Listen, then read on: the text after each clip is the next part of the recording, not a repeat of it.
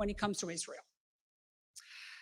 On October 7th, a day that for sure will live in infamy, Hamas hoped to crush the soul of Israel, perpetrating something that you already know, the bloodiest massacre of Jewish people since the Holocaust.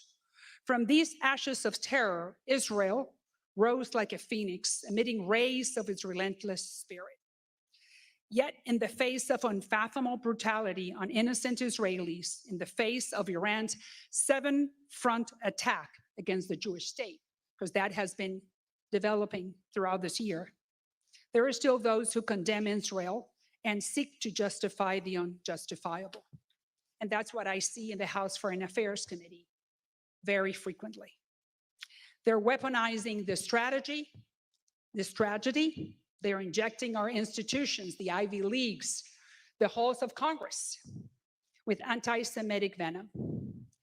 Today, we come together not only to mourn those we lost, but to never forget the terror that they had to go through and lived, but also to declare with no apologies that these forces who are seeking to harm will never prevail. They will never prevail. Why? Because Israel will never surrender, because the United States will never waver in its support for the Jewish people if there are people like Mario, Carlos, and myself, and Senator Scott in the United States Congress. Today, we reiterate one more time that we stand firmly with Israel, that we're not necessarily here to mourn defeat, but to pay tribute to the spirit of the Israeli people, that no enemy can conquer and that no terror can erase. I repeat, Maria Salazar, District Number 27, representing the city of Miami, having probably one of the most important Jewish communities in the United States. You can count on my support to support what I consider the promised land. Vote after vote after vote.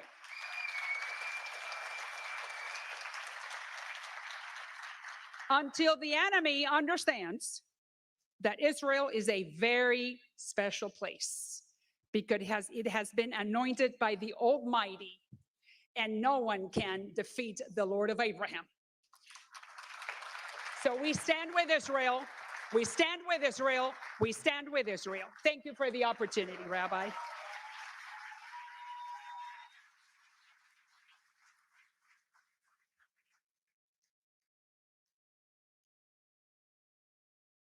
Ladies and gentlemen, to light the next candle,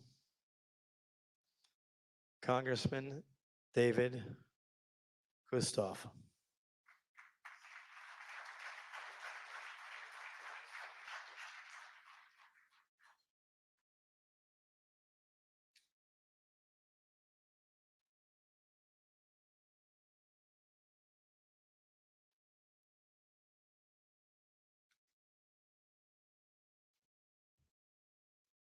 Good evening. I'm David Kustoff. I represent Tennessee's 8th Congressional District.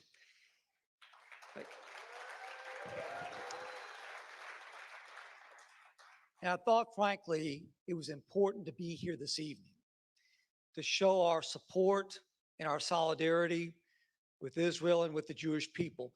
I'm one of 2 Jewish Republicans in the House of Representatives.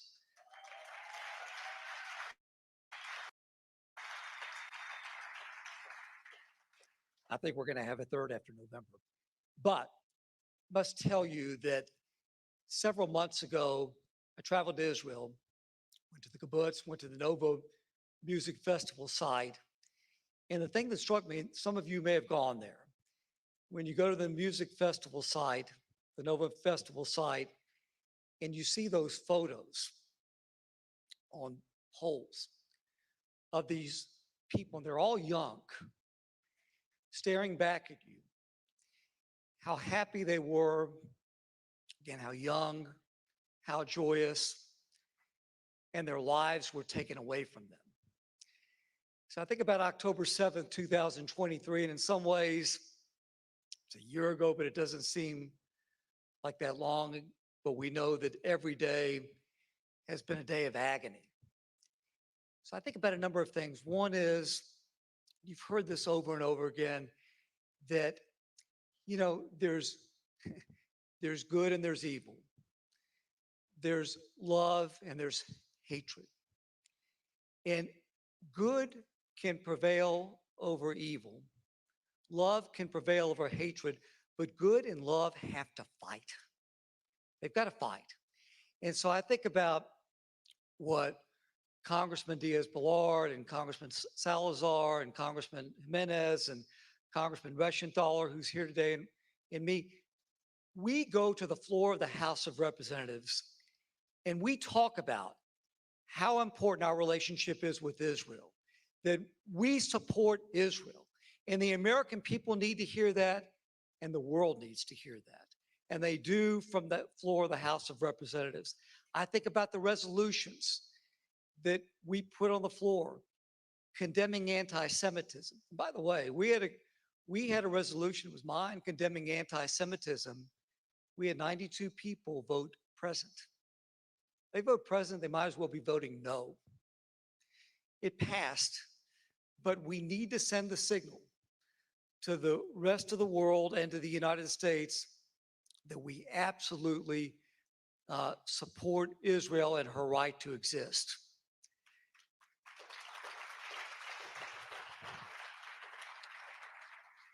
Rabbi, the district that I represent, the 8th Congressional District of Tennessee, it may be the most conservative district in the state of Tennessee. It's probably the most evangelical. But I'm going to tell you the message that I get from my constituents each and every day. And that is, Congressman, we must unequivocally support Israel. I get that every day. So Congress has to continue to give this message. But I tell you, I think about Prime Minister Netanyahu's joint address to Congress several months ago. And he said it so well and so efficiently. And that is that Israel's enemies are the United States' enemies. We share the same enemies. They're common. And we've got to make sure the anti-Semitism that's been so explicit in this nation and around the world, we've got to fight it and we've got to condemn it. And I realize it starts with people like us in the legislative branch, but also in the executive branch. And you think about what Prime Minister Netanyahu said. Those enemies, they only respect and frankly fear strength. That's from the executive branch. In November, the American people have a choice. I know who Iran and the proxies of Iran are rooting for to win the election, and you do too. We've got to make sure that we send that strong signal from the White House to Congress and all over the nation that the United States will absolutely and ultimately stand with Israel and with the Jewish people and condemn anti-Semitism. And we're going to continue to do that. And so I say this to you all. May God bless Israel. May God bless the United States of America. Thank you all very much.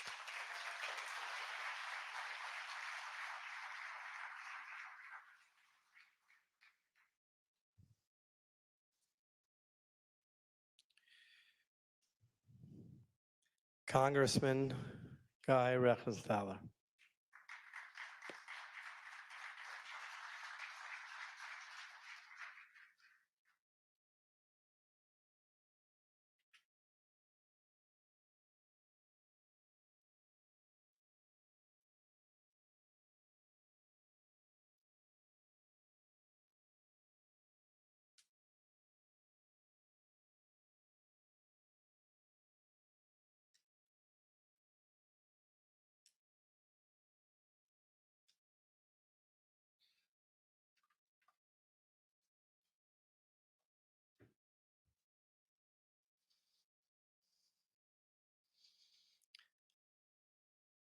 As I said, we're blessed in Florida to have great leadership. I'd like to call upon Speaker of the States, the future Speaker of the State Senate, Daniel Perez, a longtime stalwart friend of Israel.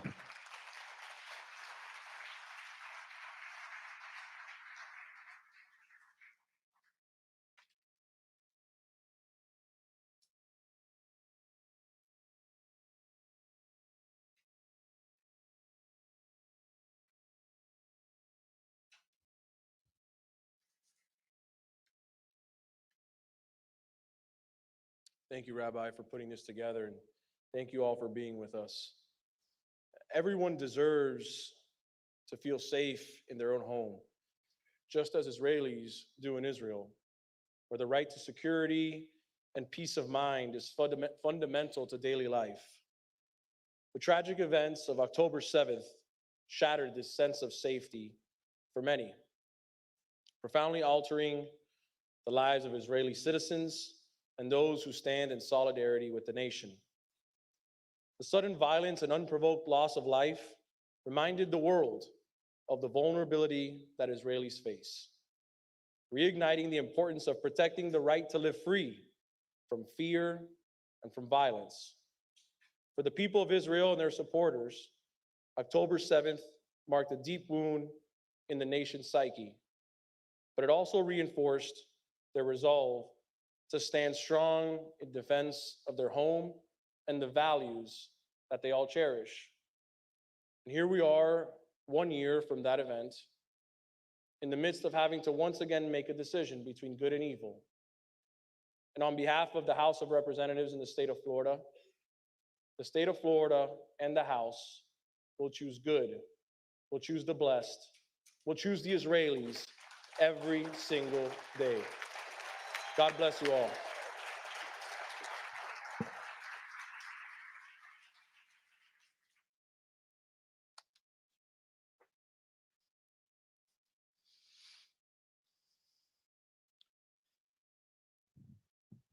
Someone who I wish I would never have to call up to light a candle. On October 7th, there was a commander of a brigade in Israel that heroically risked his life, and his life was cut short. I'd like to call upon Moshe Henkin, the brother of Avraham Henkin. May God avenge his blood. He was a commander that was killed defending other Jews heroically on October 7th.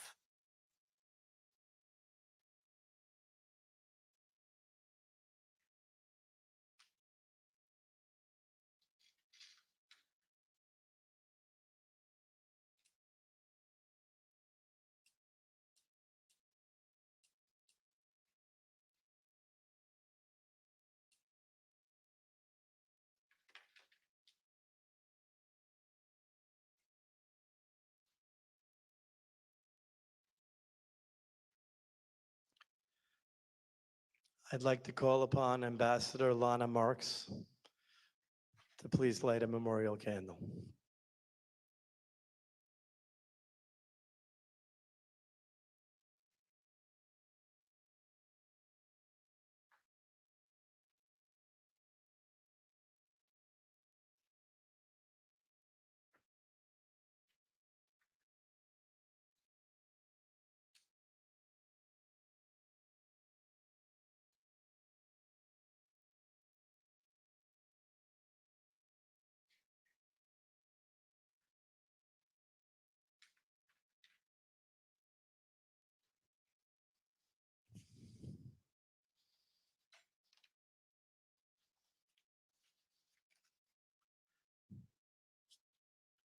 I'd like to call upon Rabbi Yaakov Felig, Chabad of Coconut Grove, to light a memorial candle.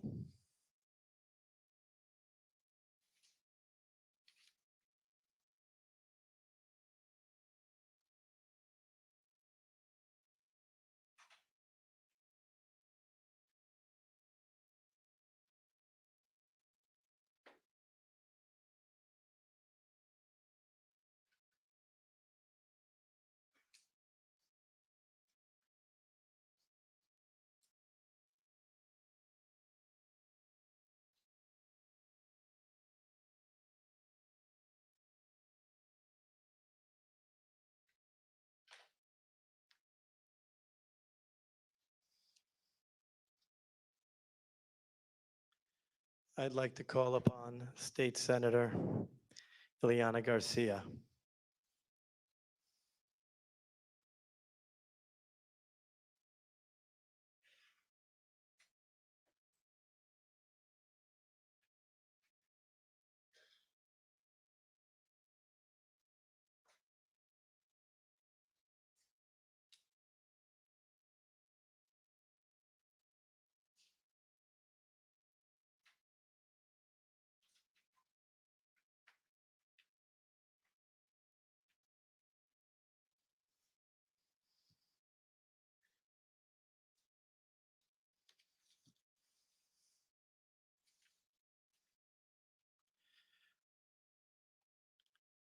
I'd like to call Dr. Nick Sabo to please light a memorial candle.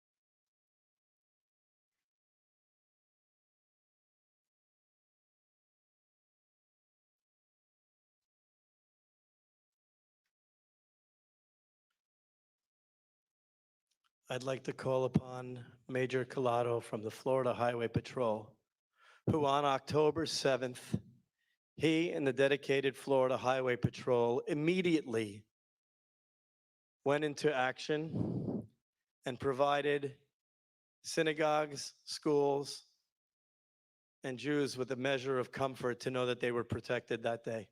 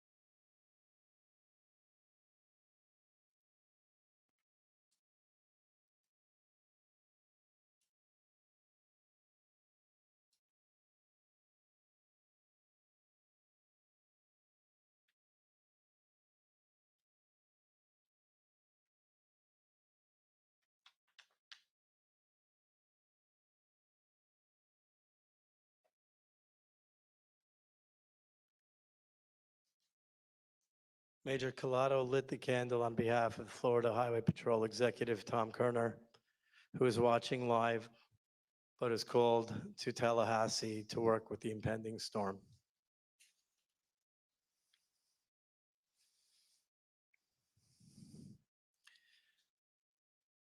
I'd like to call upon President of H2O Everywhere and founder of Triple Double Real Estate, Andrew Greenbaum, leading Florida businessman.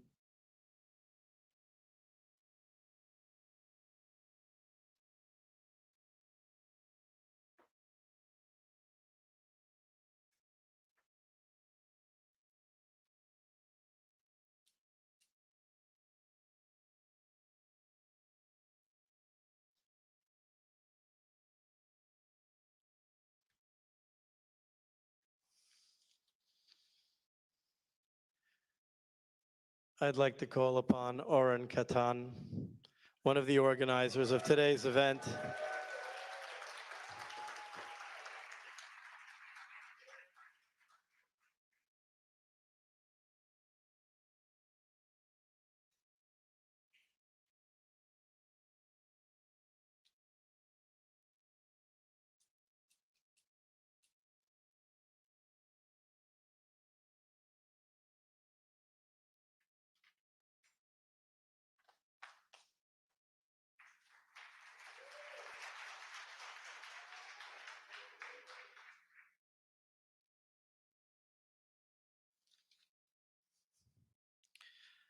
I'd like to call upon the CEO of Oracle, Mrs. Safra Katz.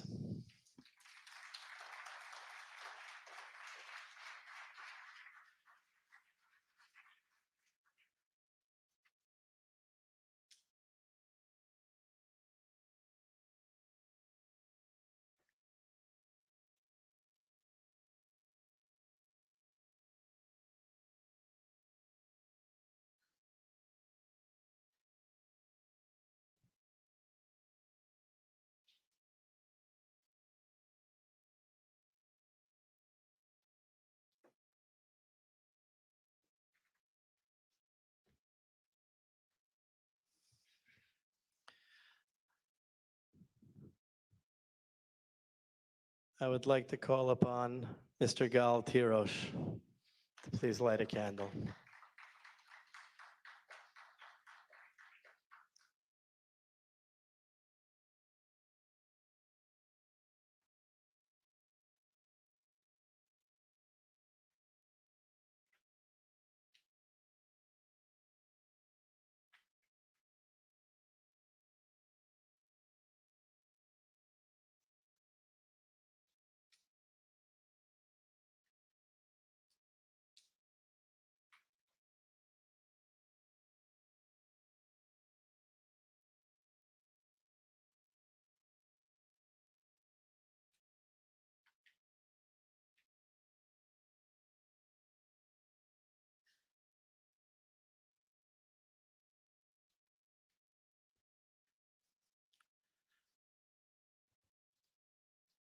I would like to call upon Jacob Helberg, former commissioner, as commissioner still for the U.S.-China Commission, and a longtime friend of the Jewish nation, and is someone who's become a good friend.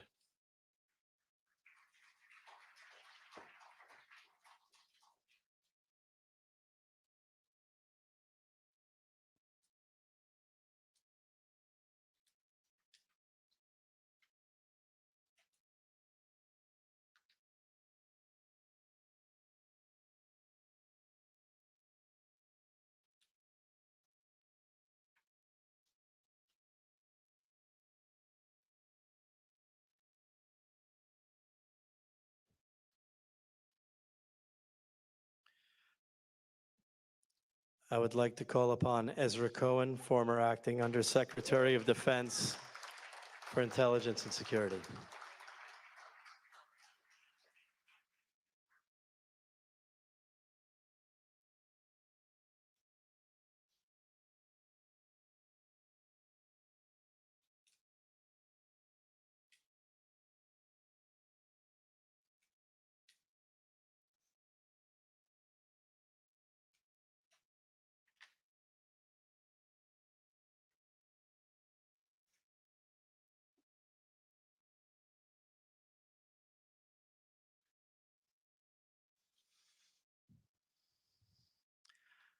I would like to call upon Michael Diaz, founding partner of Diaz Royce, to please light the next memorial candle.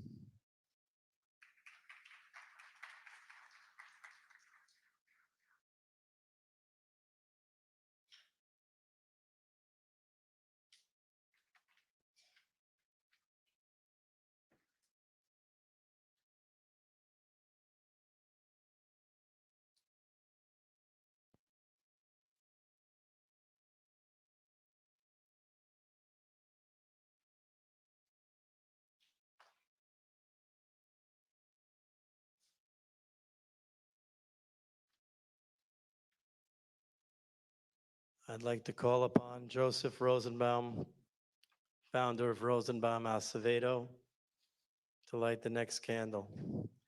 Joe has many friends who were affected by what occurred in the kibbutzim in the South.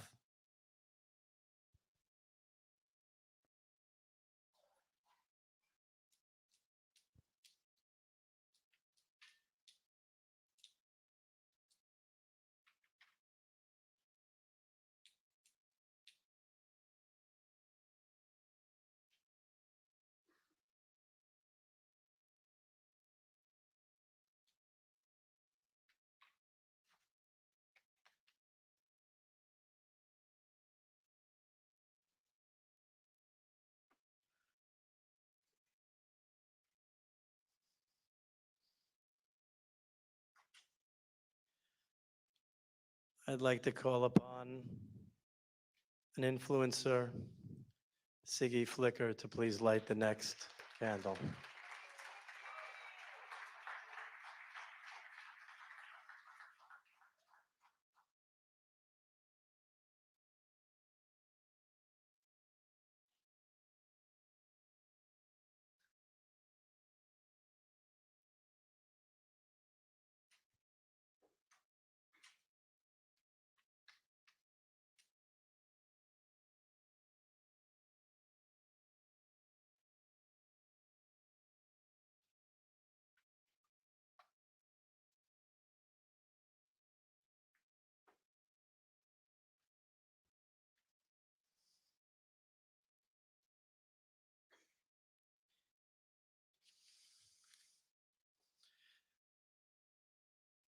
I would like to call upon the president of the Latino Coalition for Israel and co-chair and founder of the National Task Force Combating Anti-Semitism, Mario Bromnick Esquire.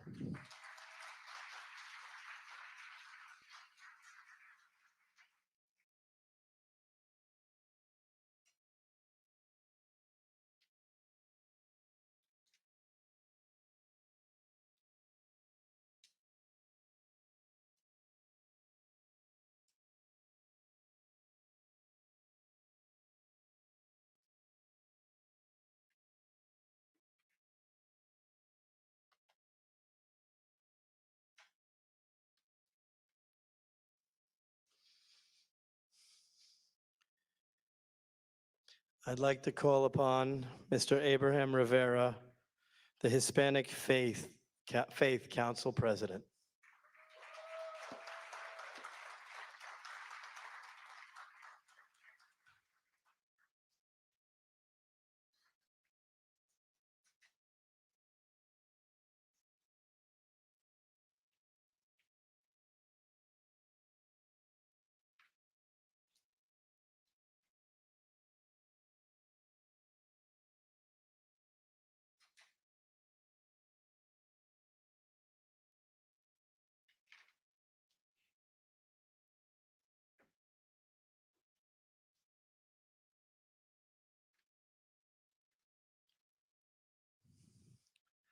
A longtime friend of the president, Mr. Stephen Witkoff.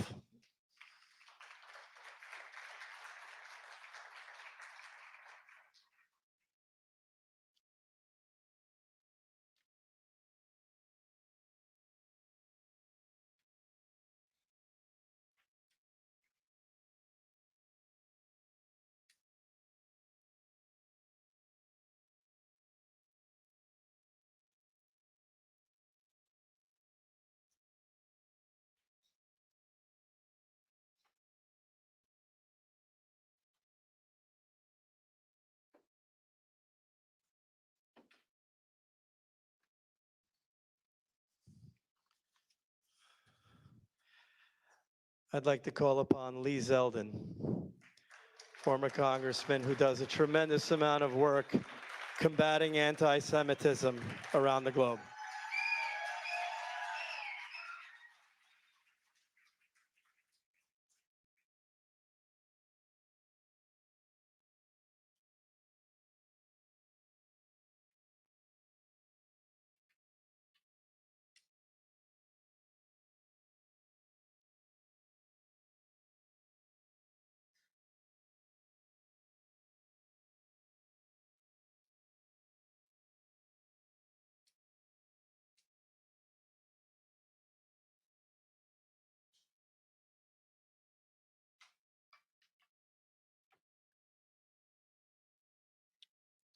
The events of October 7th were thousands of miles away from home, but in a way didn't feel any closer to home.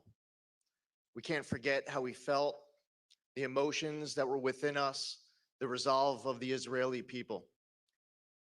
I believe that this attack on Israel would have never happened if President Trump was in the White House.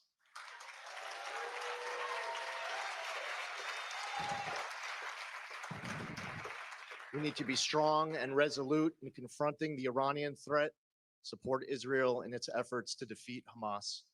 and to ensure that Israel exists forever.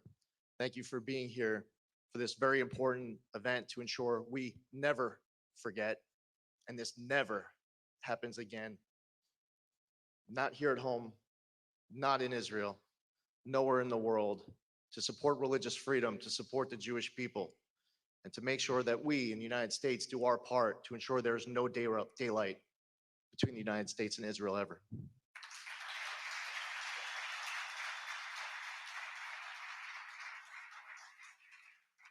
I would like to call upon Rabbi Mordechai Palgon, one of the directors of Yeshiva Torah Semes.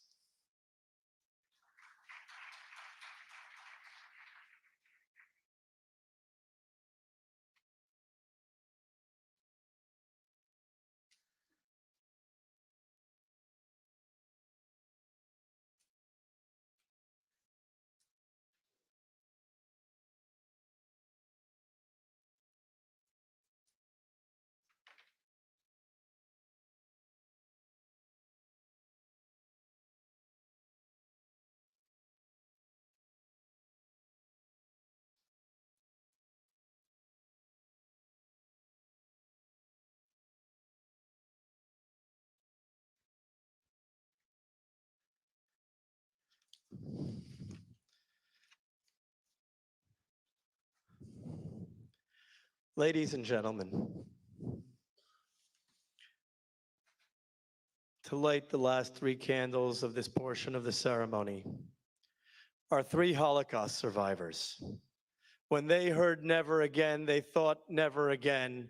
Little did they ever believe that we'd be standing here in 2024 at a memorial service for 1,200 Jews killed on one day. I'd like to call to the stage, and ladies and gentlemen,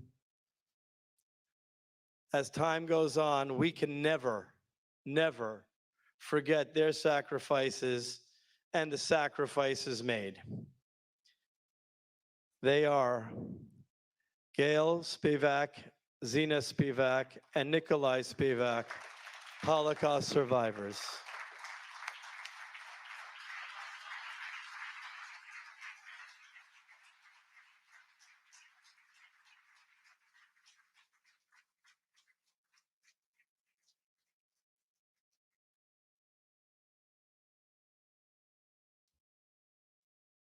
And the correction, one of them was not here, and we were joined and blessed to be joined by another survivor, Yvonne Stein.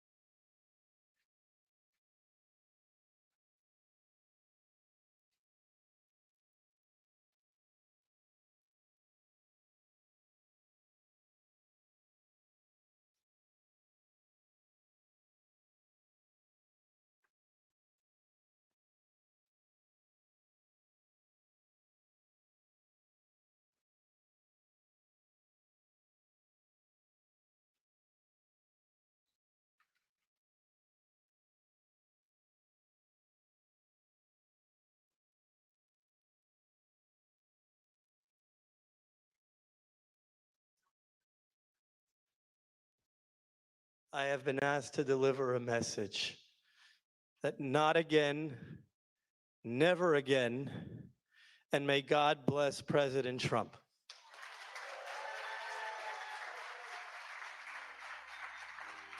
I would like to call to the podium.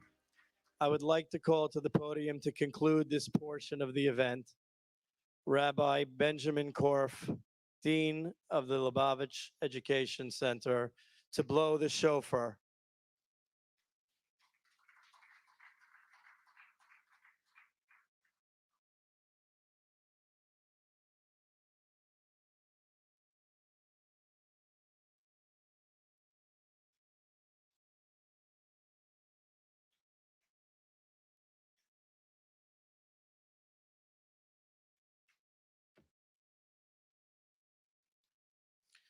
blowing of the shofar is the sign of a higher calling, something that President Trump demonstrated today by visiting the gravesite of the Lubavitcher Rebbe, the leader of the Jewish people in this generation, and calling and praying for the return of our hostages and peace.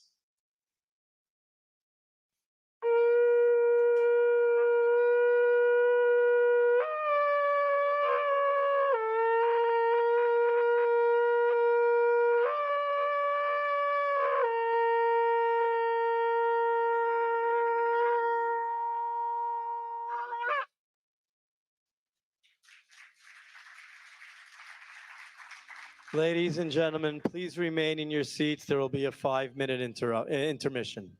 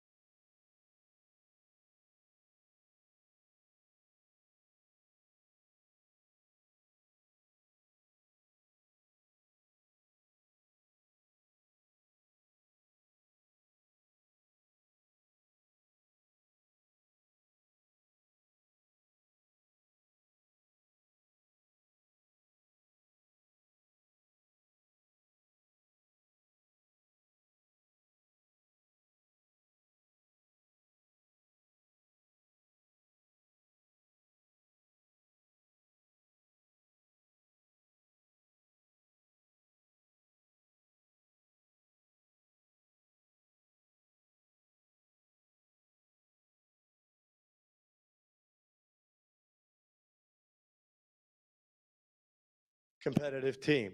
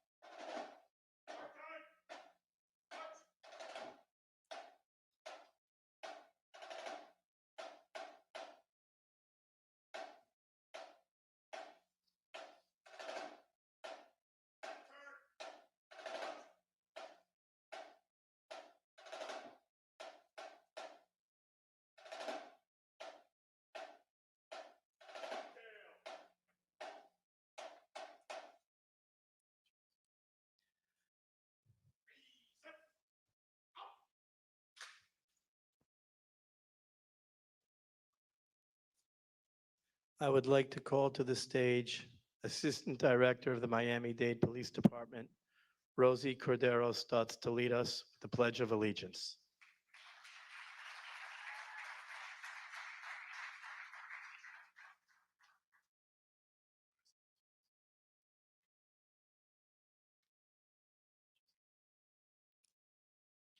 I pledge allegiance to the flag of the United States of America and to the republic for which it stands, one nation, under God, indivisible, with liberty and justice for all. Please remain standing for the invocation from Rabbi Mark Rosenberg, Chief Chaplain of the Florida Highway Patrol.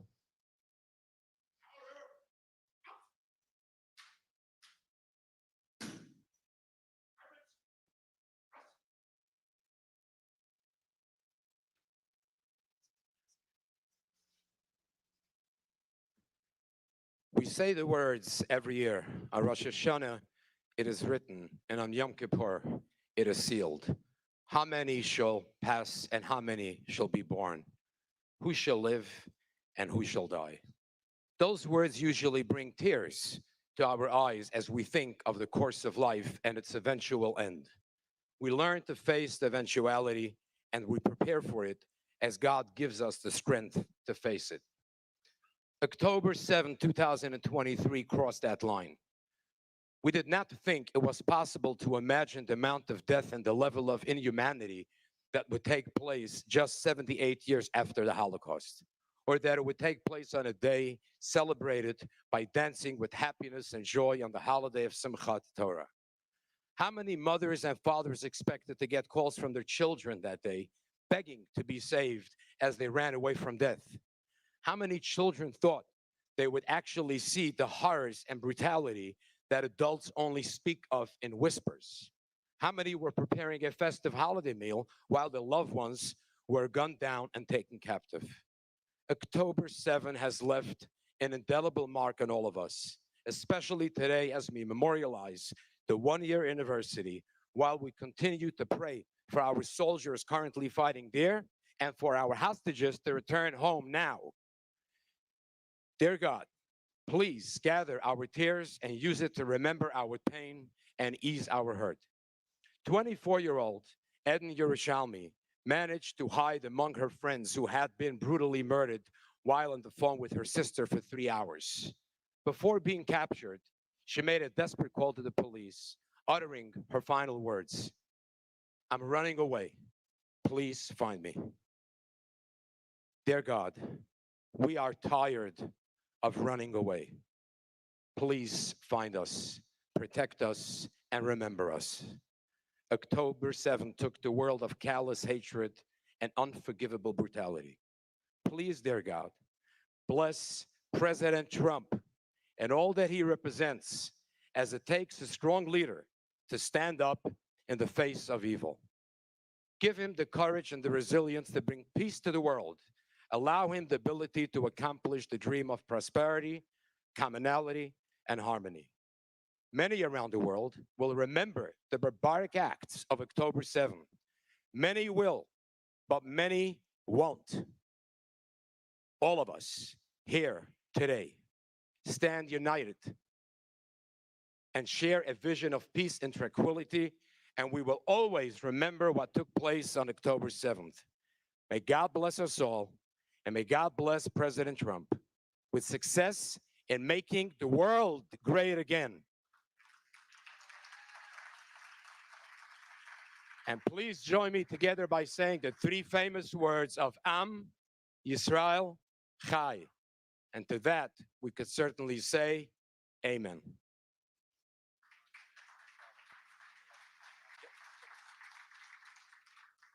Part of the memorial ceremony is to learn a brief verse from Ethics of Our Fathers, a Mishnah, and to say the Kaddish, the memorial prayer. I'd like to call upon and feel very blessed to call upon my father, my teacher, an educator for over 60 years, Rabbi Yaakov Keplun.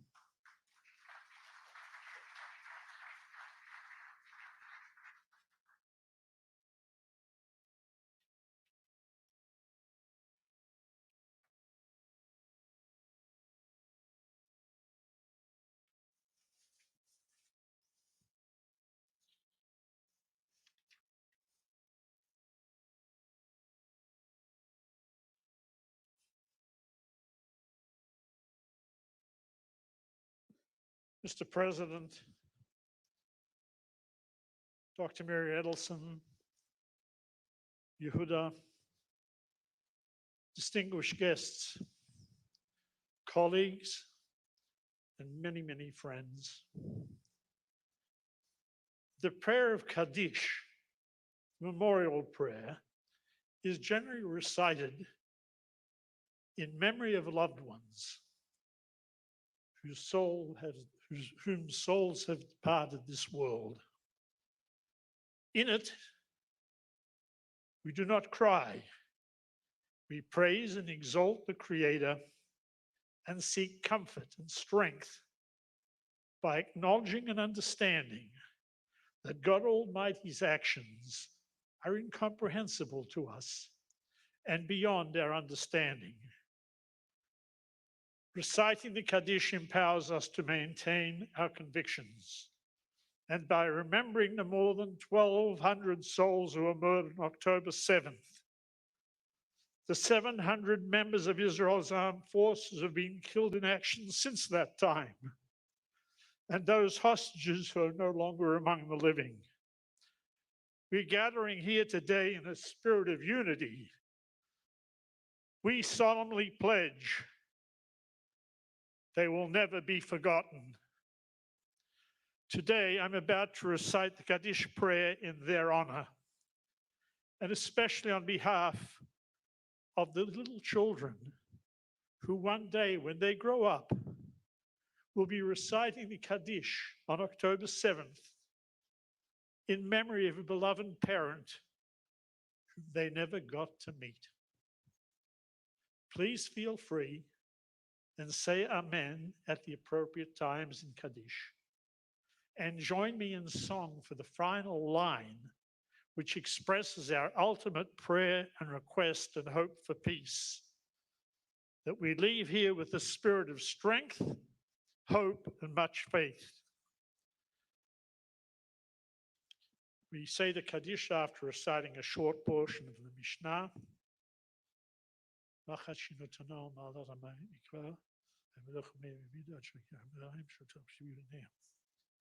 Rab Chananya ben Akashya Omer, רצה הקדוש ברוך הוא לזכות את ישראל, לפיכך הרבה להם תורה מצוות שנאמר, אדוני חפץ למען צדקו, יגדיל תורה ויאדיר.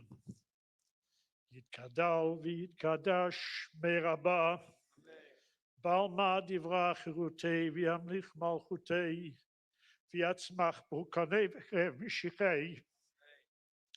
בחייכון ובימיכון ובחיי לכל בית ישראל, בעגלה ובזמן קריב אמרו אמן. יהי שמי רבה מבורך לעולם לעולמי עולמיה. יתברך ויתשתבח ויתפאר ויתרומם ויתנשא, ויתהדר ויתעלה ויתהלל שמי דקודשה בריחו.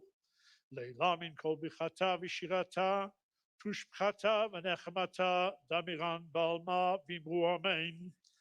על ישראל ועל רבנן ועל תלמידי הון ועל כל תלמידי תלמידי הון ועל כל מן דוסקים ברייתא דברתה דין ונפעלתה ותר. יהי להון ולכון שלמה רבה חינה בכיסתא ורחמים וחיים הליכין ומזונה דבריכה ופולקנה מן קדם בוהן דבשמיא ואמרו אמן. יהי שלמה רבה מן שמיה וחיים טובים עלינו ועל כל ישראל ואמרו אמן. עושה שלום במרומיו ויעשה שלום עלינו ועל כל ישראל ואמרו אמן. יעשה שלום, יעשה שלום, שלום עלינו ועל כל ישראל, יעשה שלום, יעשה שלום, שלום עלינו ועל כל ישראל. May God bless all who are gathered here today. May God bless the people of Israel. May God bless the American and Israeli hostages still in captivity. And may God bless the United States of America.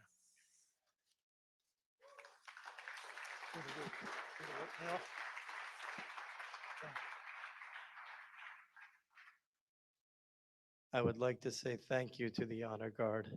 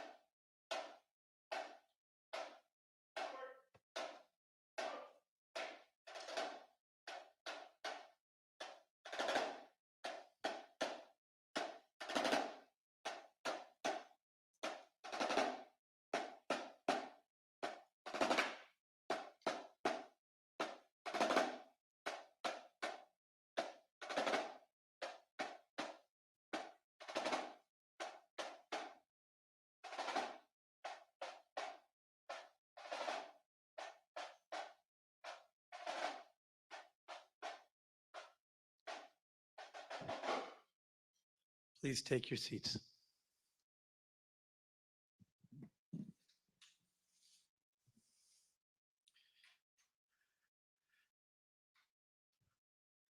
It is an enormous task to speak at a memorial for 1,200 people. Where does one begin? How does one describe a child who will never meet his parents? How does one describe parents who watch their children brutally murdered? How does one describe children who will never know their grandparents? 1,200 stories, 1,200 victims. Where does one begin? Everybody killed that day, as I said before, is their own story. 1,200 stories. But I'd like to share 3 short stories before I call up the speakers. The first is about 2 10-month-old boys, Guy and Roey. When Hamas terrorists overran their home, their parents put their 2 little babies in a cupboard. They insulated that cupboard with kitchen towels, and they stood in front of that cupboard, and they were brutally murdered.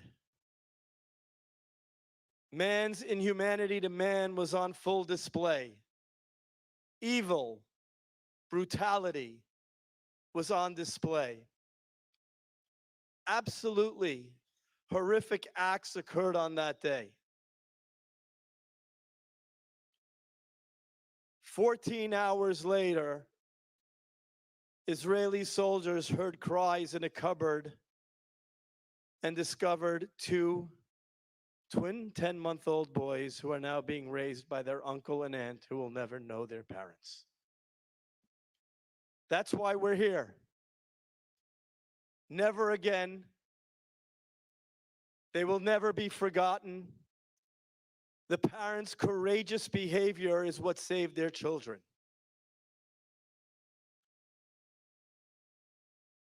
We're going to talk about a Bedouin medic in the Israeli forces who refused to leave his wounded comrades and kept on treating them until he was savagely murdered by Hamas.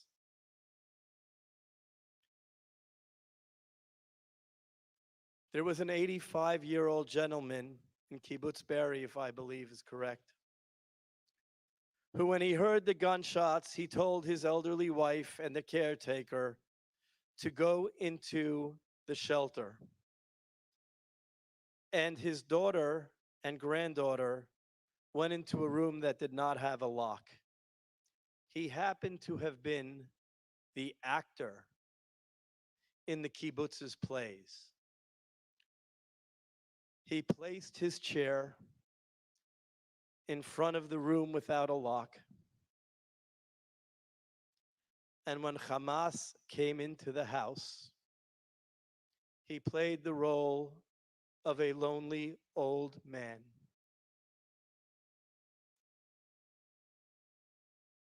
After they found him, his body riddled with bullets, his wife and caretaker were found alive, and his daughter and granddaughter were alive. The man's final act was saving his family and his generations to come. What stories are we not telling? We could spend the evening here. Do we tell the story of my father's great niece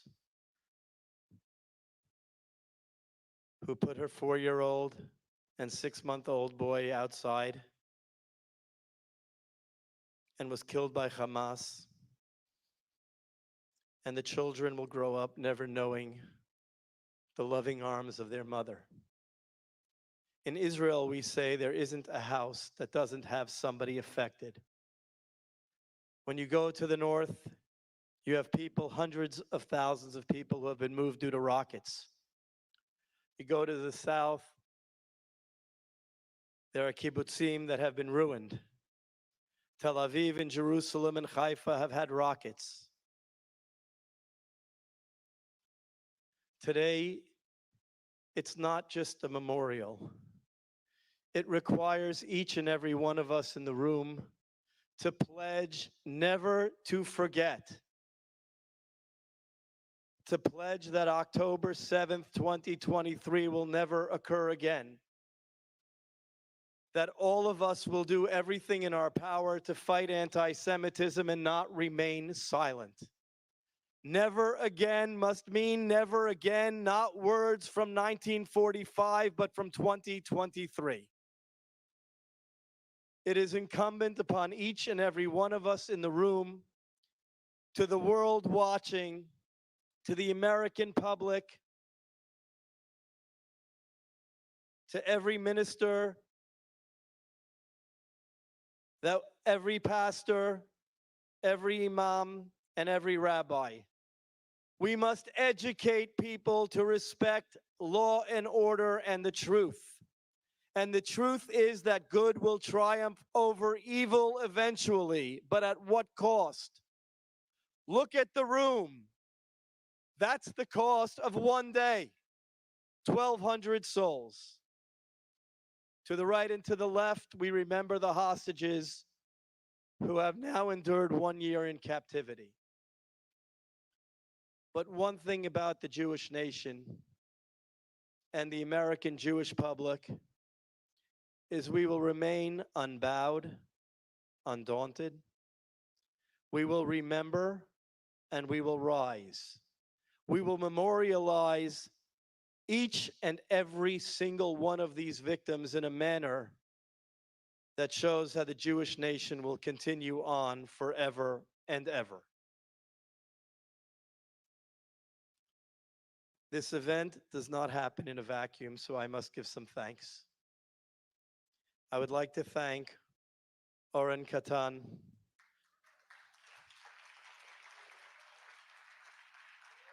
my partner Ed Russo, who's not here tonight but was instrumental in making this event happen, Andrew Greenbaum, Itzik Rosmarin, Moshe Henkin, Moshe Kaploon, and all the volunteers who spent hours making this room happen and making this event happen.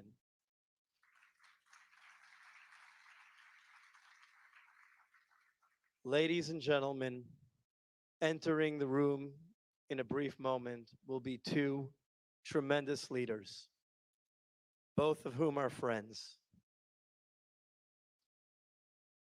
One is Dr. Miriam Adelson, who is one of Israel's biggest advocates, America's advocate, a woman who is a business leader, a philanthropic leader, and someone who cares deeply about the Jewish nation, the American people,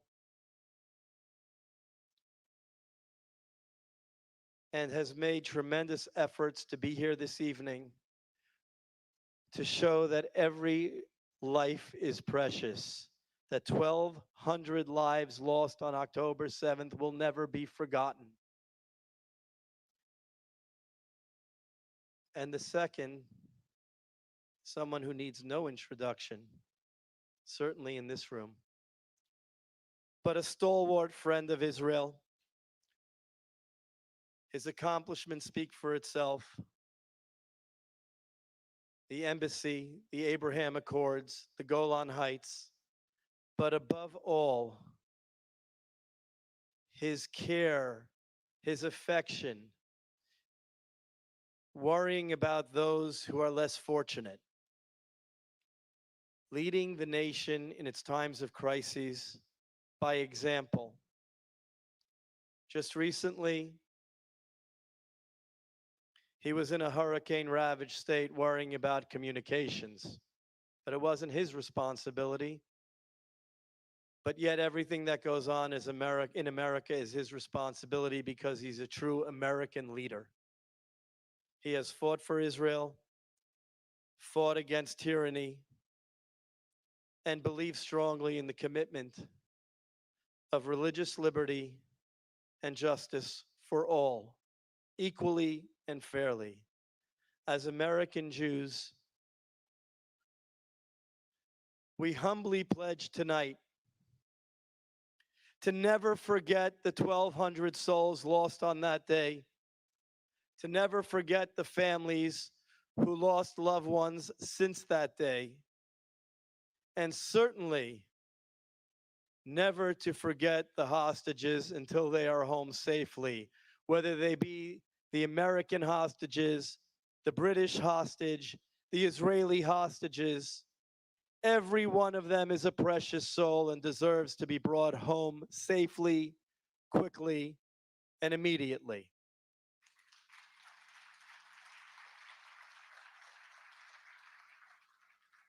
Ladies and gentlemen, Dr. Miriam Adelson and former President Donald J. Trump.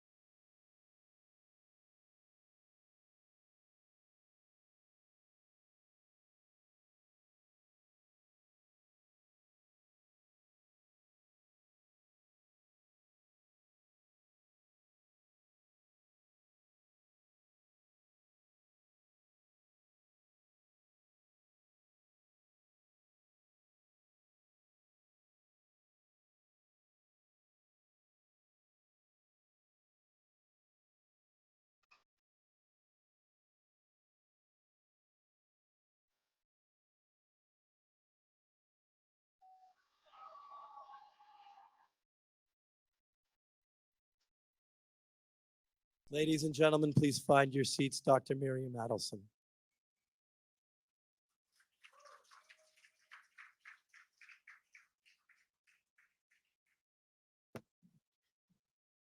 Good evening, Erev Tov.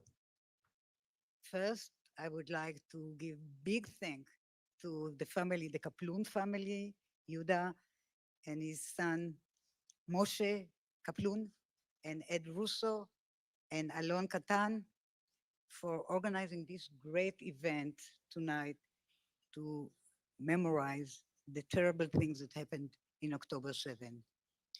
An event that brings us together here, a fraternity of two faiths, Christian and Jewish, to mark a dark anniversary, a year since October 7, 2023, the darkest day of my life, of countless lives.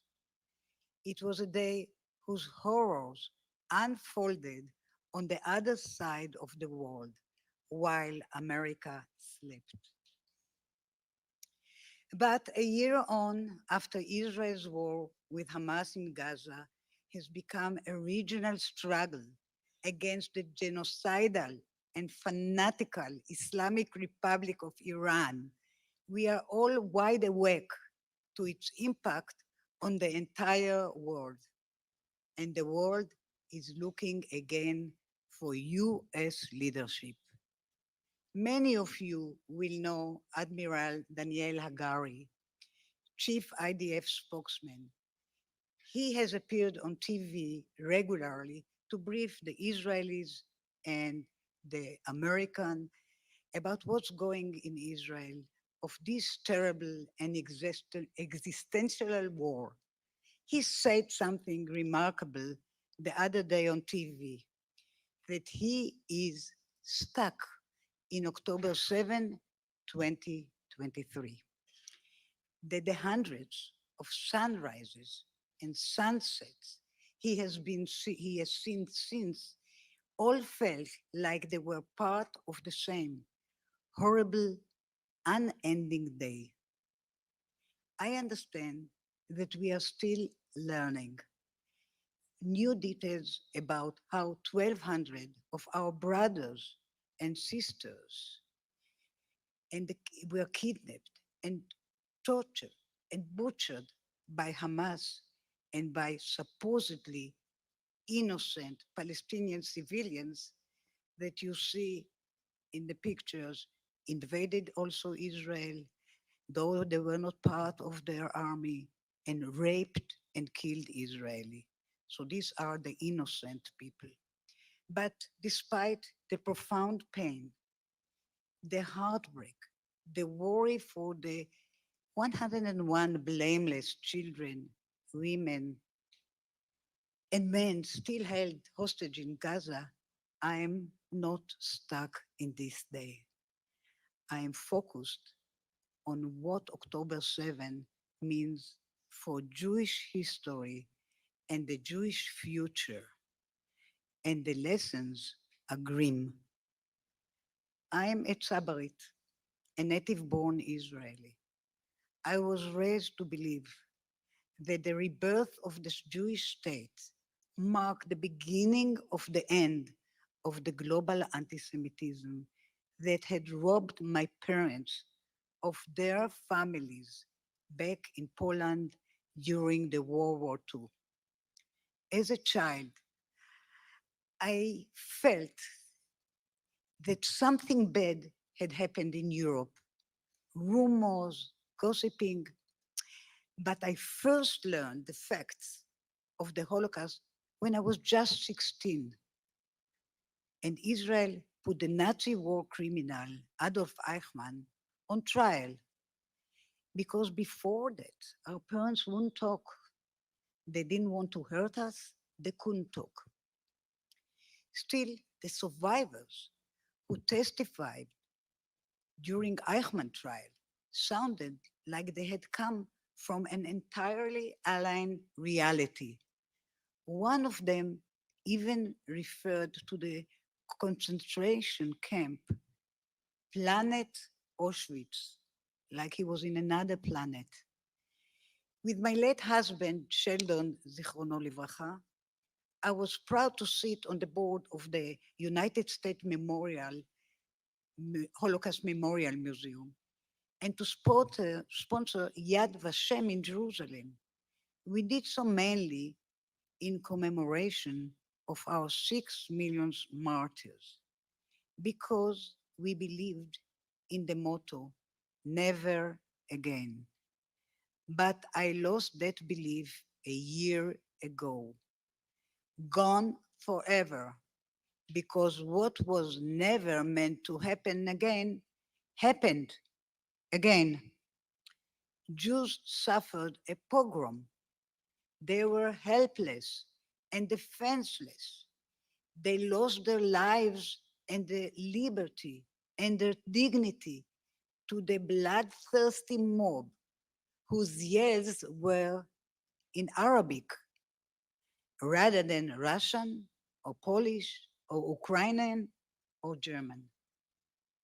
And when Israel finally fought back, it discovered all too many people in the West who preferred to condemn it rather than Hamas, who accused Israel of genocide, who called for Israel to be denied weapons of self-defense, who made Jews feel unwelcome on US college campuses, who treated Israelis as if they were the war criminals. These are the kind of people who allowed the Holocaust to happen. And they are the kind of people who would allow another October 7 to happen, God forbid. If there is another October 7, it will come with a mushroom cloud. The same Iran that armed and funded Hamas in Gaza, Hezbollah in Lebanon, and the Houthis in Yemen is working hard to get nuclear bombs with which to finish the job of destroying the Jewish state. That must not happen. Israel must not let it happen. And Israel's friend, most important among them, this great United States, must not let it happen.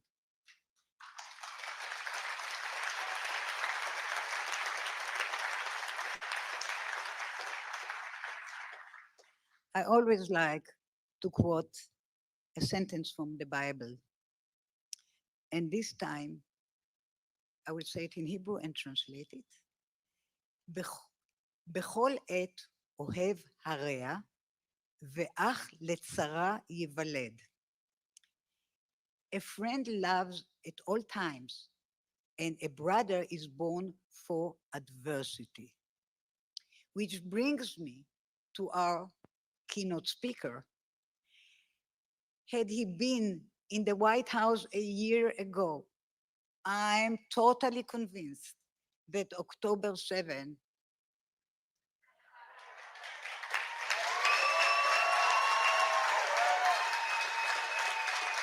would have never happened.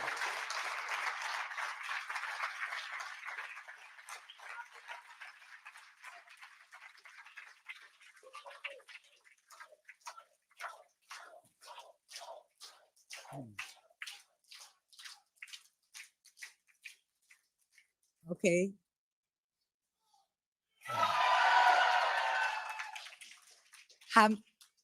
You didn't let me finish the sentence that October 7 wouldn't have happened. Hamas would not have dared. Hezbollah would not have dared. The Houthis would not have dared. And yes, the Ayatollah of Iran would never have dared, because evildoers understand when they are faced with a real courage. They can spot a strong leader who will make their lives hell if they get out of line.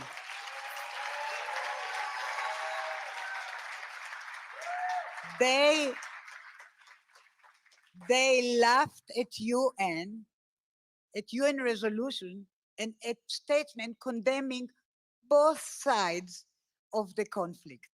As long as they are not called out for what they are, evil, they know they will never suffer consequences. And this man has no problem with calling them out.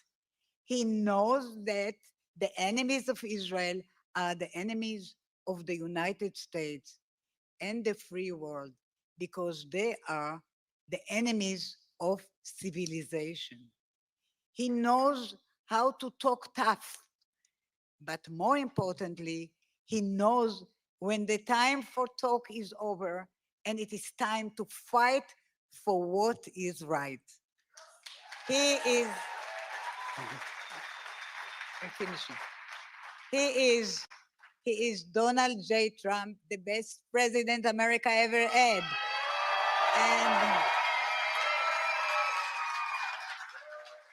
And the best president America will have again, God willing, come January. Please join me welcoming our friend and our brother, President Trump.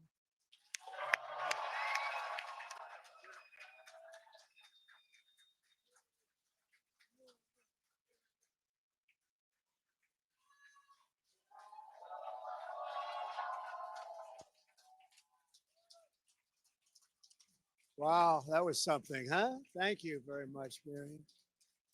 Thank you.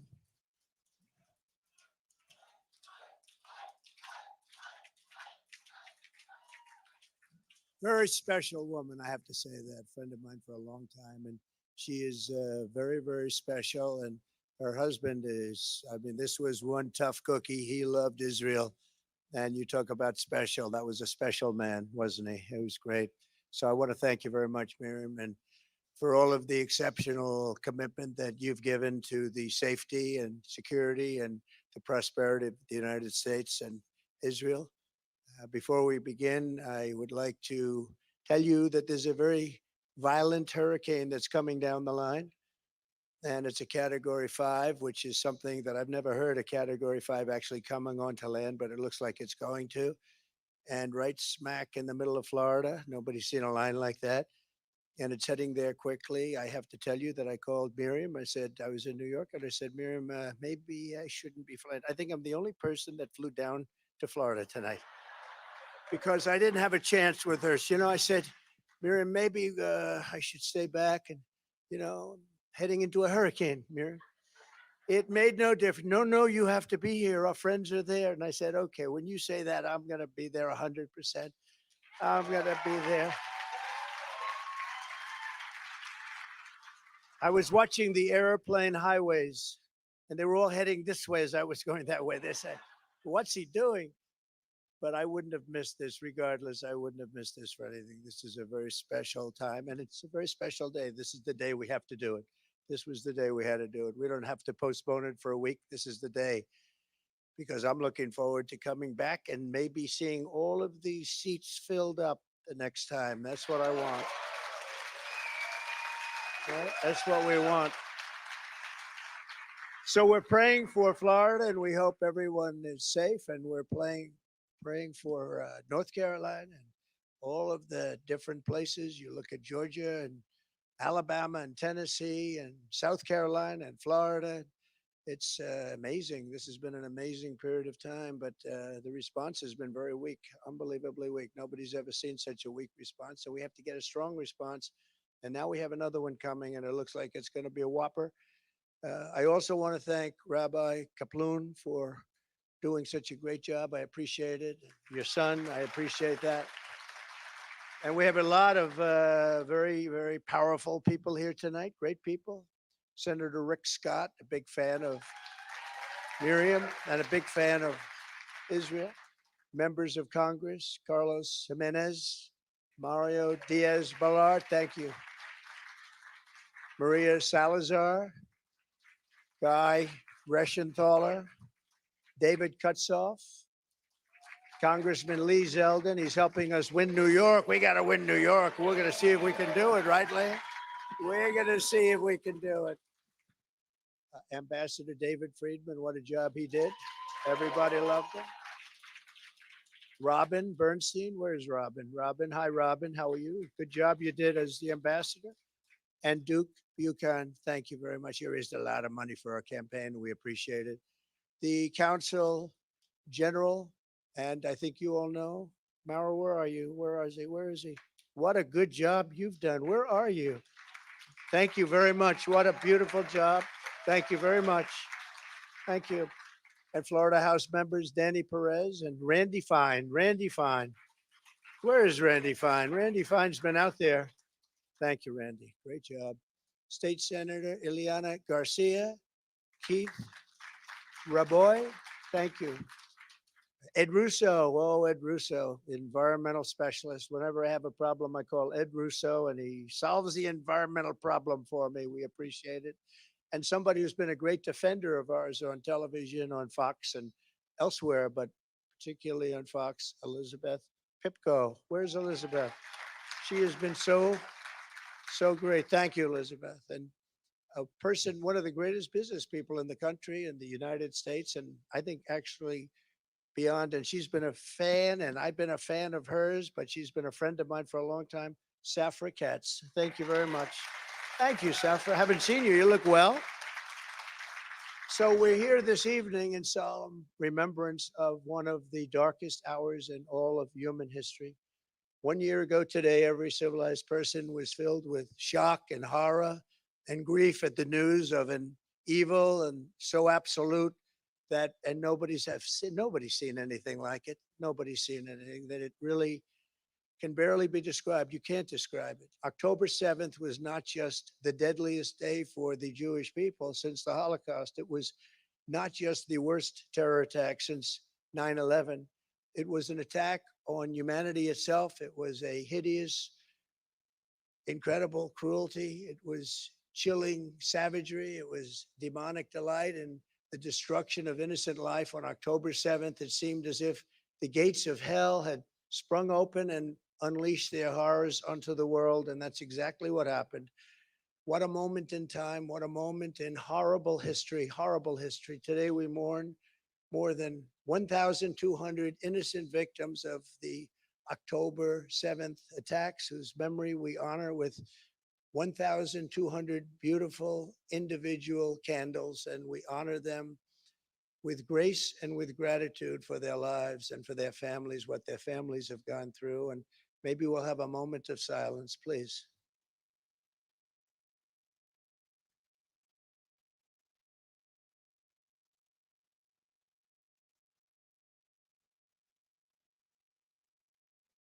Thank you very much. To every family that lost a loved one, I know so many of them. On that terrible day, including several here tonight, we grieve with you, we stand with you, and we make you this sacred and sacred vow, very simple vow, a vow you've heard many times, and sometimes it's honored and sometimes it's not, but this will be honored. Never again. Never again. The monsters who perpetrated those murders also took over 250 hostages, men, women, and children, including 12 Americans. In so doing, they inflicted the most unthinkable torture, not only on their captives, but also on the families who were forced to live day after day in excruciating agony and pain, not knowing whether their loved ones were dead or alive. Can you think of anything worse? Tonight, we send our love to every innocent soul who remains in Hamas captivity. We just are not going to stand for it, not going to take it. We're not going to take it any longer.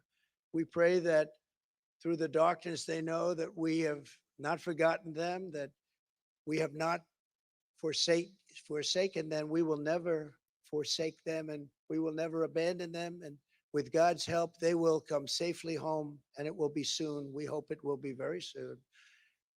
Very, very soon.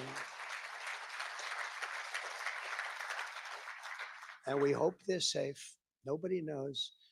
I was talking to somebody today, and the family has no idea. They think their boy is safe. Beautiful boy, beautiful young guy, American. He went over there to enjoy and to pray, and they've never seen him again, but they think he's alive. And can you imagine that? Can you even imagine? Let me also say to all of the people of Israel who have endured a long year search of anger and slander and war, our hearts are united with yours. We are very united with yours. The bond between the United States and Israel is strong and enduring. And if and when they say, when I'm president, I don't say that. I never say that. If and when I'm president of the United States, it will once again be stronger and closer than it ever was before. We have to win this election. If we don't win this election, there's tremendous consequence for everything.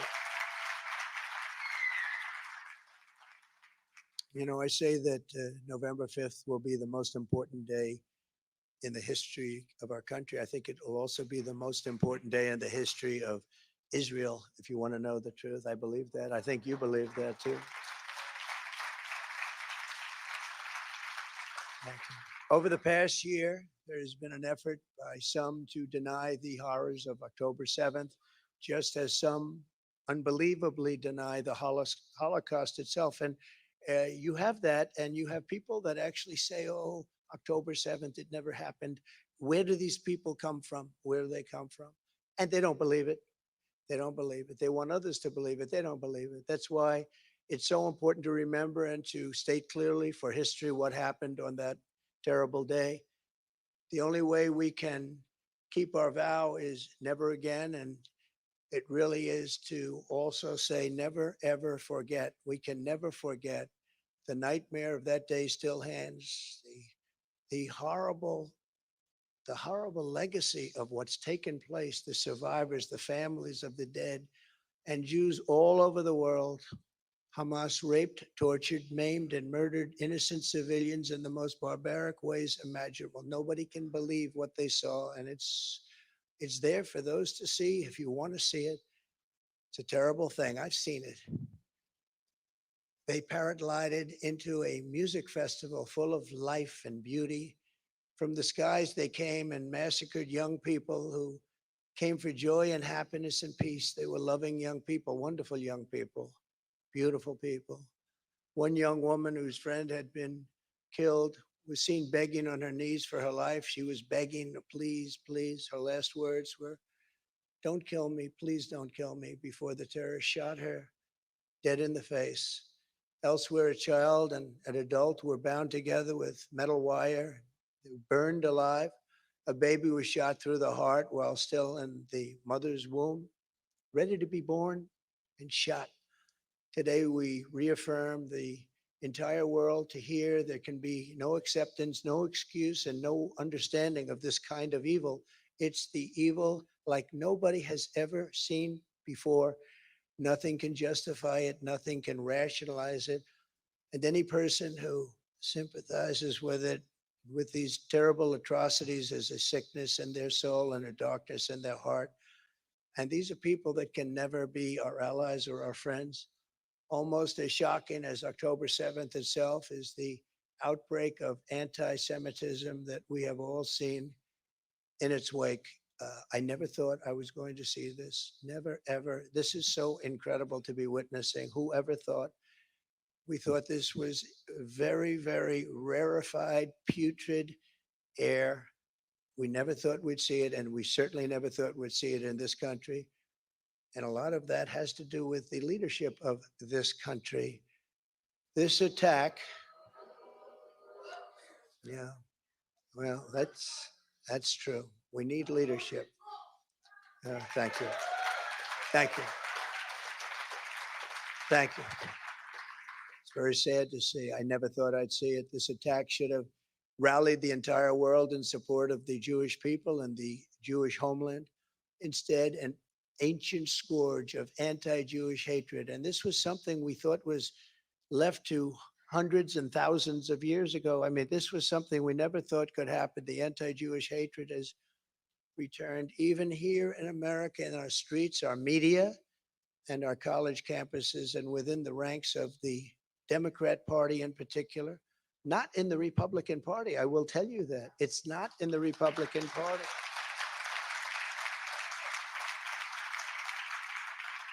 And I say that the Republican Party has not been infected by this horrible disease.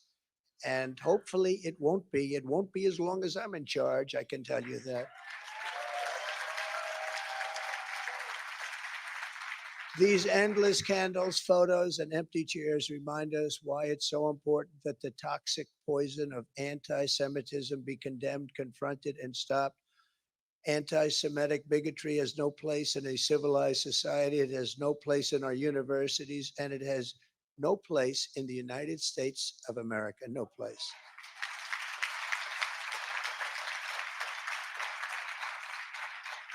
Over 2,500 survivors of the Holocaust living in Israel were directly impacted by the horrors of October 7th. Many were forced to flee their homes. They cannot believe it happened.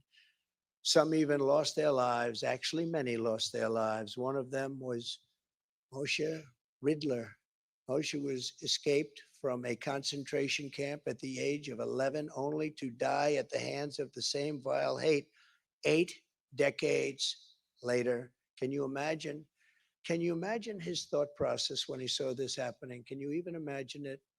Hamas terrorists murdered Moshe at 91 years old for the same reason the Nazis put him in a camp, simply because he was a Jew. The world cannot continue down this dangerous path. We must stop this perilous slide into conflict, hatred, and destruction. And we must really honestly stop it now. It cannot go on because it's going to only get worse if it does.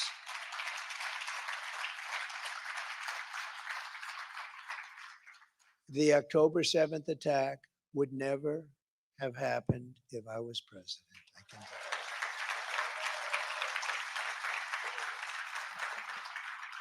The past few years have proven that weakness only begets violence and war. And you see that it's weakness, but it's also, there's a lot of hatred going around also, not just weakness, it's hatred. There's a lot of hatred on a certain side. What is needed more than ever is a return of unwavering American leadership and unquestioned American strength. We were strong, we were powerful, we were respected like this country has not been respected in many, many decades. Just 4 years ago, that's what I intend to deliver as the 47th President of the United States. We're going to deliver everything that we want. As you know, Hamas has now been severely degraded, and Hezbollah has recently been dealt very, very powerful, crippling blows. With strength and the right leadership, the dawn of a new, more harmonious Middle East is finally within our reach. It's finally within our reach. But you have no idea the role that the United States has to play in order to get that ball over the goal line. We have to get it into the end zone. And if it's not the United States, it's not going to happen. It's not going to happen. We have to be able to get it done and get it done properly and get back to a wonderful, beautiful way of life. You have to be able to do it. You have to finish what you began, and you have to finish it quickly. So here is my commitment to you on the solemn date. I will not allow the Jewish state to be threatened with destruction. I will not allow another Holocaust of the Jewish people. I will not allow a jihad to be waged on America or our allies. And I will support Israel's right to win its war on terror, and it has to win it fast. No matter what happens, it has to go fast. Thank you.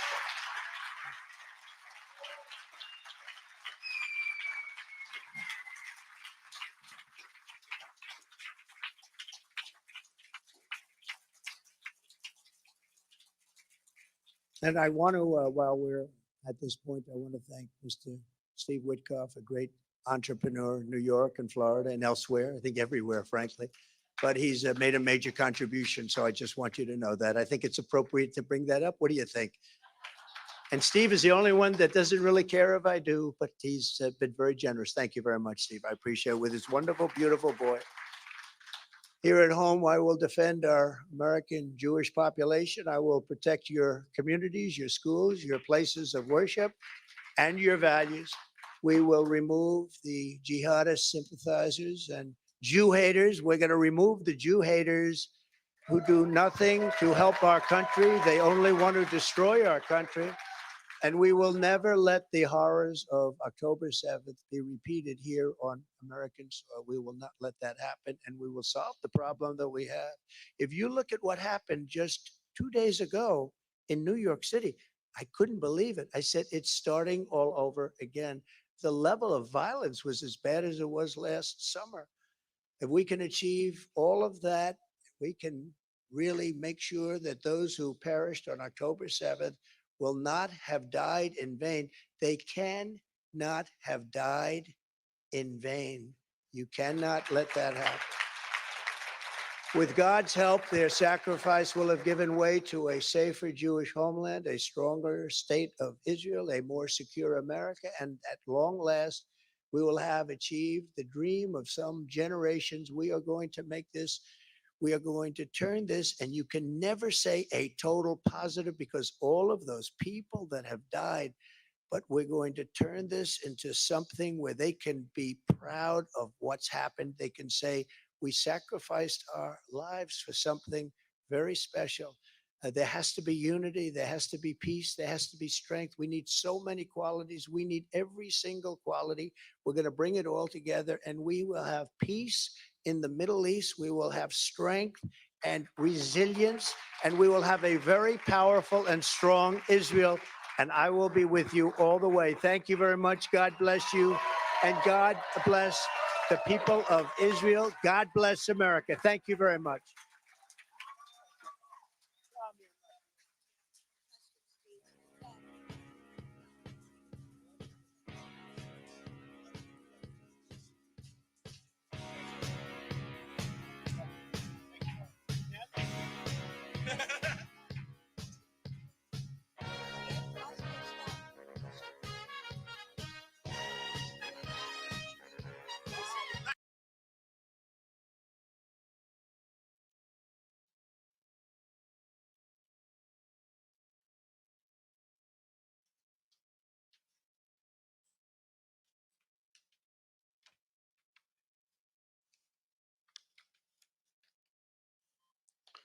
From the words of a fallen soldier, Eitan Oster,